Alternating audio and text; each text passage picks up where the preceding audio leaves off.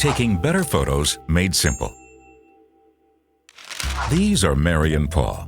They're looking forward to their vacation. But what camera should they take on their trip? Mary knows that many modern cameras are so good that they usually take great pictures in automatic mode.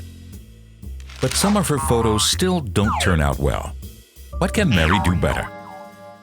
Photography literally means painting with light. Why? Because everything around us reflects the rays of light in the environment. A camera lens captures those rays. That's what forms a picture in the camera. The light, and therefore the photo's quality, is controlled by several determining factors. The most important ones are aperture, exposure time, and light sensitivity.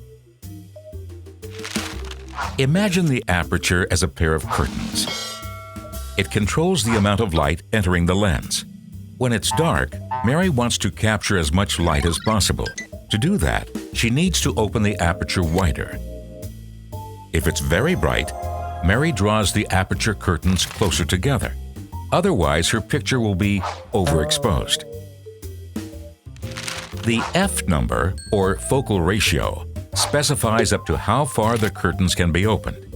At F2, only halfway. At F4, only a quarter of the way.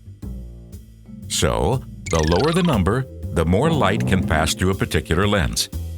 But those aperture curtains don't always stay open. They only open for a split second. That length of time is called the exposure time, or shutter speed. The longer the exposure time, the more light enters the photo. That's fantastic if Mary wants to take a photo at twilight, for example. But if a car drives through the photo, it will reflect the light from different positions, so it just appears blurry in the picture. The same thing will happen if Mary moves slightly while taking the photo. That's why when using long exposure times, the camera should always be resting on a steady surface. But when it's bright out, Mary only needs to briefly expose her photo, so the car comes out nice and sharp. No tripod needed. Mary still isn't quite satisfied. Despite using a wide-open aperture and a long exposure time, the result is still too dark. That's where light sensitivity, or ISO, comes into play. It's more or less the photo's skin type and determines how sensitively the camera reacts to the light. High sensitivity can quickly lead to a sunburn. Then the photo has something called noise.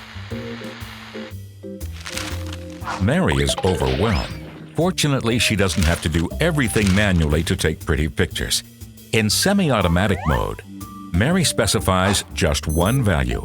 The camera figures out the rest. Even so, the perfect setting for all situations just doesn't exist. A good photographer reacts to prevailing light conditions, uses average values, and accepts a compromise now and then. It's almost like a healthy relationship.